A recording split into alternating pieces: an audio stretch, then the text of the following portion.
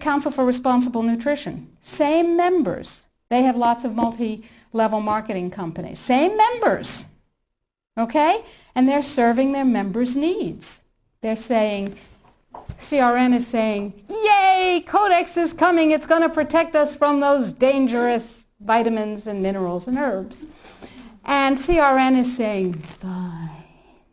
Go to sleep, lullaby, and good night. Everything's fine. And they use a report that they commissioned at a reputed cost of $800,000. A report, Sidley, Austin, Brown, and Root, a law firm in Washington, wrote a report for them. And it said, lullaby and good night, everything's fine. It won't have an impact on the United States, everything's fine. Sidley, Austin, Brown, and Root has one major client whose name you might know, Merck. Now, it's entirely possible that NNFA just did a spectacularly bad job of due diligence, or not. Anyway, the report says everything's fine, everything's dandy, no problem, we've got déchets. Yeah, sure we do. Now let's talk about Australia. Remember, 5 laws before Congress to overturn déchets. And you can write to Congress on the website. The click of a mouse. I call it riding the freedom mouse. It's called security. Now, Congress uses a multiplier of 13,000 to 1. Every email, fax, phone call, letter. Don't write letters. They get decontaminated. They never get to Congress. Every email, fax, and phone call counts as 13,000 constituent opinions. They figure that if you write a letter or send an email, there are 12,999 lazy lunks who can't bother to get to the computer terminal to do the same thing, but they feel the way you do. Interesting. That's power, my friends. That's power. That's 13,000 to 1. So suppose we have 1 million people. Suppose we have 10 million people. Suppose we have 100 million people saying, don't you dare. Now, Congress has one rule above all others. Anybody know what it is? Get reelected. That's the primary rule, the prime directive, as Isaac Asimov would have called it. The prime directive is to get reelected. Now, déchet was passed, you may remember, by unanimous congressional consent. Was that because one morning all members of Congress woke up and said, I see the light. Nutrients are better than drugs. No. They said, oh, if I don't go along with this, I'll never be reelected to anything. You remember critical mass. Remember, we were out on the streets and we were up on our hind legs and we were making noise and we were rallying and we were writing letters and we said, don't you dare take away my health freedom. Remember? And we won. Except we got fat, dumb, and lazy and stopped protecting ourselves. So now we're in the same place again. Except it's all food instead of just nutrients. So that's point number 1. Use the freedom mouse.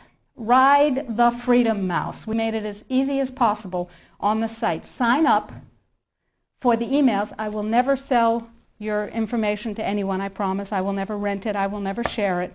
You'll only get email from me. And we need you to know what's going on. So I'll send you email blasts. I'll send you things that you can do. Or not. You know, it's your choice. Get everybody you know informed. Now, what else can you do? Well, we're going to write a series of Codex alternative guidelines. Everything bad in Codex will have an alternative guideline that turns it into a pro-health guideline. What have we done with the guideline, the vitamin and mineral guideline? You can see that because we have a markup copy that has their guideline crossed out and ours written in on the website. It's right there.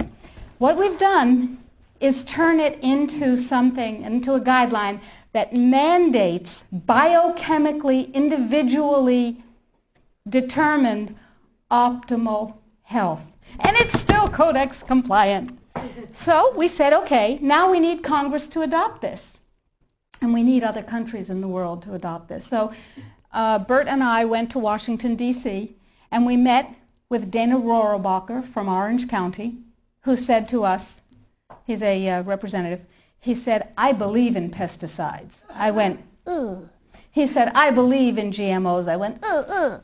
He said, I believe in irradiation of food. I went, ugh, ugh, ugh. But, he said, I believe in your right to not be forced to eat foods that have been processed that way more than I believe in those technologies. I will take this on. We said, oh, that's really nice. And he said, now, we need a coalition. So we went across the aisle, or across the office building, to see Peter DeFazio's staff from Oregon, who is a liberal Democrat, whereas Rohrabacher is a Republican, a libertarian Republican. And DeFazio's on board. And we have large numbers of others who actually never heard of Codex before we told them about it. Never heard of Codex. We have called every health legislative aide in Congress, and we have said, what's your congressman's position on Codex? And they've said, bah. We have spoken to the trade legislative assistants. We've said, what's your congressman's position on Codex? And they've said, on what? They don't know.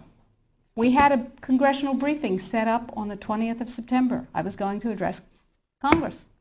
Tell them about it. I thought that was cool.